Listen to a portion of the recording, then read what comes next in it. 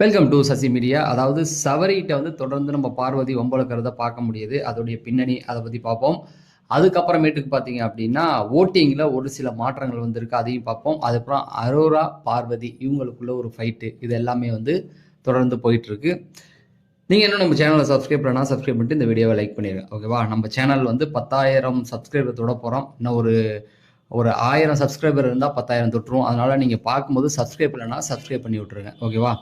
சரி, ஃபஸ்ட்டு எடுத்த உடனே இந்த சபரி பார்வதி மோதல் தொடங்கியிருக்கு. இன்னைக்கு ப்ரோமோலலாம் பார்த்துருப்பீங்க. சபரி வரும்போது அவங்கள கலாச்சி பார்வதி பண்ணிகிட்டு இருப்பாங்க டாஸ்க் பண்ணும்போது. அதுக்கு கவுண்டர் அட்டாக் நம்ம சபரியும் கொடுத்துக்கிட்டு இருப்பாரு. கடைசியில் அதை ஒரு பிரச்சனையாக ஆக்கி பூதாகரமாக ஆக்கி விட்டாங்க.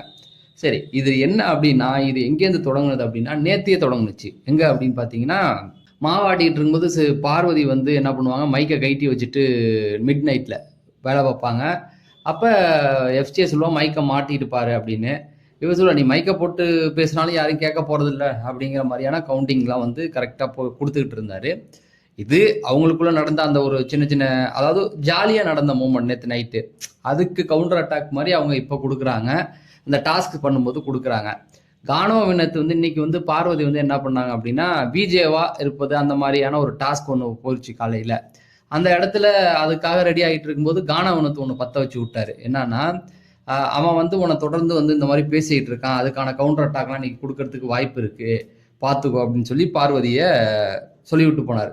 கானா வினோத் சொல்றாரு, சபரி நீ டாஸ்க் பண்ணும்போது ஏட்டி ஊட்டி பேசி உன்னை டவுன் பண்ண பார்ப்பான், அதை கொஞ்சம் சமாளிச்சுக்கோ அப்படிங்கிற மாதிரி சொல்லிவிட்டு போனார். ஸோ இதெல்லாம் பார்வதி வர்சஸ் சபரி அப்படின்னு ஆச்சு. அது எங்கேருந்து தொடங்குனது? போன வாரமே அந்த அடிதடியில் ஆரம்பிச்சுதான். அந்த வன்மத்தை அவங்க பார்வதி உள்ள வச்சிருக்காங்க. விஜய் சேதுபதி என்னென்ன ஃபேவரிசம் பண்ண முடியுமோ பண்ணிட்டாங்க. அந்த டாஸ்க் மேட்டர்ல இவர் மேல ஒரு சில நியாயங்கள் இருந்தாலும் அது சுத்தமாவே கிடையாதுன்ட்டார். அவ்வளவுதான், உனக்கு நியாயமே கிடையாது, நீ மிதிச்சிட்ட, நாங்க செருப்பு போடாம வருவோம், நீ ஷூ போட்டு மிதிப்பியா அப்படிங்கிற மாதிரிலாம் அவர் போட்டு அடிச்சு விட்டார். சரி, அதை பத்தி நம்ம நிறைய பேசியாச்சு, அந்த விவாதத்துக்குள்ள போகக்கூடாது. ஆனா ஒரே ஒரு கேள்வி, அடுத்தவனை நீங்க கட்டாயப்படுத்த முடியாது அப்படிங்கிறது தான். பார்வதி ஷூ போடாம வந்தது அவங்களுடைய தனிப்பட்ட விருப்பம். இவர் ஷூ போட்டு வந்தது இவருடைய விருப்பம். ரன்னிங் ரேஸ் ஓடும்போது தடுக்கி கீழே விழுந்துட்டேன், கபடி விழும்போது கையில ஸ்கிராட்ச் ஆயிடுச்சுன்னு சொல்றதெல்லாம் முட்டாள்தனம் அப்படிங்கிறது தான் என்னுடைய பர்சனல் கருத்து. சரி, இது பார்வதி மனசுக்குள்ள ஆழமா இருக்குது, நம்ப வச்சுட்டாங்க. அவங்களுக்கு தான் சின்ன விஷயம் கிடைச்சா போதுமே, அதை ஊதி பெருசாக்குறவங்களே. அதை எங்க கொண்டு போயிட்டாங்க அப்படின்னா, நம்ம அரோராட்ட கொண்டு போய் காமிச்சிக்கிட்டு இருக்காங்க. அரோராவை எவ்வளோ கீழ்த்தரமாக பேச முடியுமோ அவ்வளோ கீழ்த்தரமாக டாஸ்க்குன்ற பேரில் பேசிக்கிட்டு இருக்காங்க. ஒரு டாஸ்க்கு தான். இப்போ விஜிஎஸ் இதை கேட்டுருவாரா? அதுக்கு உதாரணம் எடுத்துகிட்டு வரேன் பாருங்க.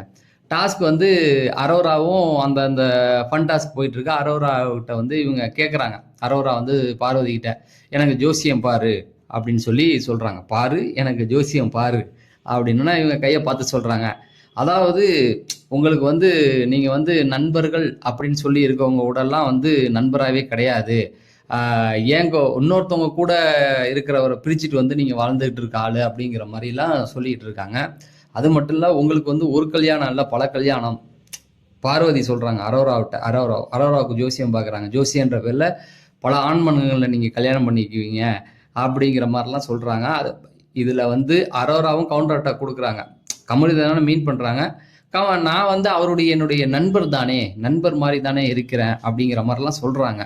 இதில் அந்த டாஸ்க் நீங்கள் பார்க்கும்போது உங்களுக்கு புரியும். ஆனால் இதில் கேள்வி என்னன்னா, டாஸ்க் தானே உங்களை பண்ண சொன்னாங்க, டாஸ்க்குன்னா டாஸ்க்காக பார்க்கணும். நீ எதுக்கு கமருதீன்லாம் ஒரு டாஸ்க்குள்ளே எழுதிட்டு வர? அவங்க வீட்டுக்குள்ளே என்ன வேணால் பண்ணிட்டு போகலாம். அவங்க ஃப்ரெண்டு அப்படின்னு சொல்லிட்டு இருக்க ஒரு விஷயத்தை இவங்க எப்படி பிராண்ட் பண்ணுறாங்க அப்படின்னா, அதாவது என் கூட இருந்தவனை பிரித்து நீ கூப்பிட்டு போயிட்ட அப்படிங்கிறத அங்கே சொல்கிறாங்க. அது இல்லாமல் உனக்கு நீ அவன் ஃபாரின்லாம் போகணுன்னு சொன்னாங்களா, அங்கெல்லாம் உனக்கு ஃபாரின்லாம் உனக்கு கல்யாணம் ஆகாது, உனக்கு லோக்கலில் தான். அதை எப்படி சொல்கிறாங்க, உனக்கு லோக்கலில் தான் ஆகும், அதுவும் பல ஆண்மகள் 3 பேரோட திருமணம் நடக்கும். இதெல்லாம் இப்போ யாராவது சொல்லுவாங்களா? போன வாரம் பார்வதிக்கு நடந்தது அன்ஃபேர், அது டாஸ்க்கு அப்படின்னு. இப்போ நம்ம இதை சொன்னோம்னா அவங்க டாஸ்க்கு தானே பண்ணாங்க பார்வதி, டாஸ்க்கில் அவங்களுக்கு அது கொடுக்கப்பட்ட கேரக்டர் அவங்க பண்ணிட்டாங்கன்றவாங்க. இவனுக்கு எவ்வளோ கேவலமான ஆளுங்க பார்த்தீங்களா?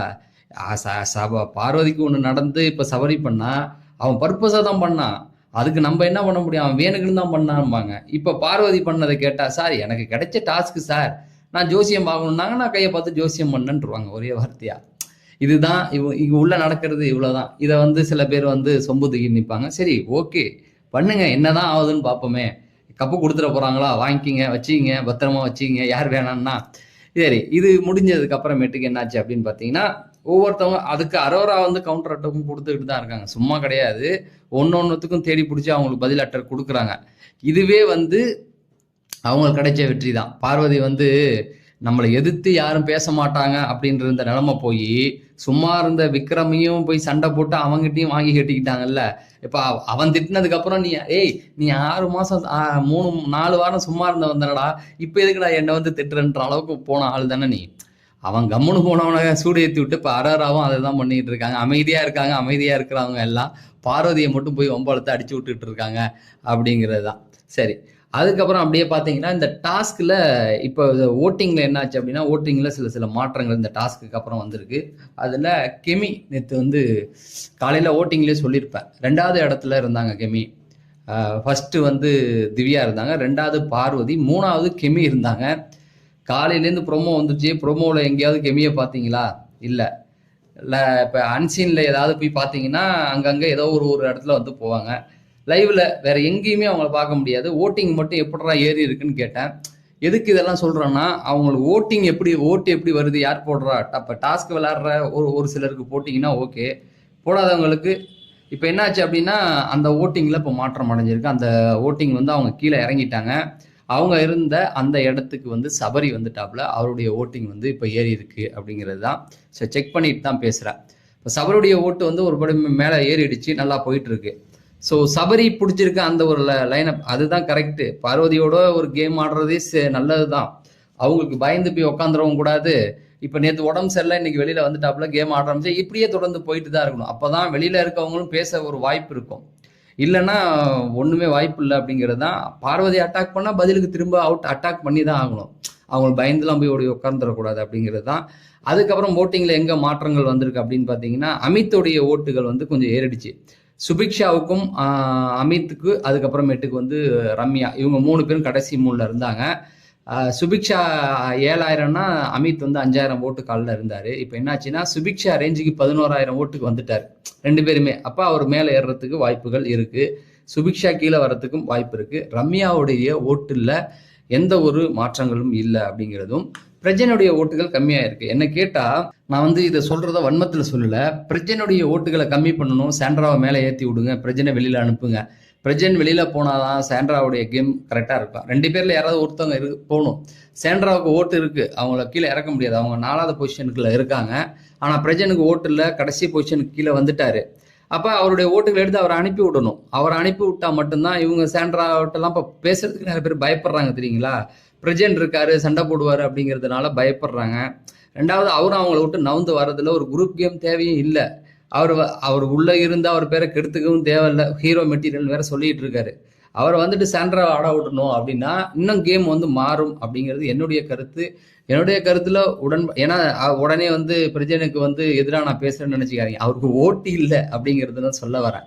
அந்த ஓட்டை சாண்ட்ராவுக்கு போட்டு அவங்கள மேலே ஏத்துங்க. அவருக்கு போடுறத அவரை அனுப்பி விடுங்கிறதா என்னுடைய கருத்து. என்னுடைய கருத்துல உடன்பாடு இருக்கவங்க இந்த வீடியோ லைக் பண்ணிட்டு சேனலை சப்ஸ்கிரைப் பண்ணுங்க அப்படின்னு சொல்லி நான் விடைபெறேன். நன்றி, வணக்கம்.